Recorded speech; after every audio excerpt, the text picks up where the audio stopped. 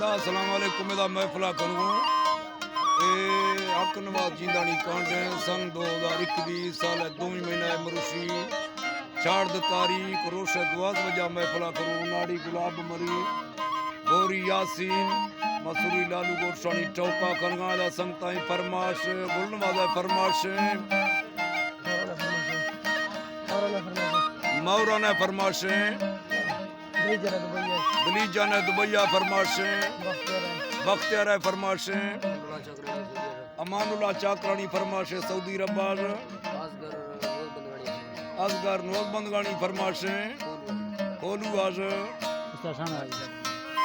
राशिदा फरमाशें शाहनवाज फरमाशें करीबा जिंदानी फरमाशें आरिफ जिंदानी फरमाशें तारिक फरमाशें अदा सैदली चालवानी फकीर फरमाशें सुरी जुम्मा बुजदार फरमाशें चीफ चैनल अहमद खान बुजदार फरमाशें सुरी जूसवा फरमाशें अदा अल्लाह कुछ को सकता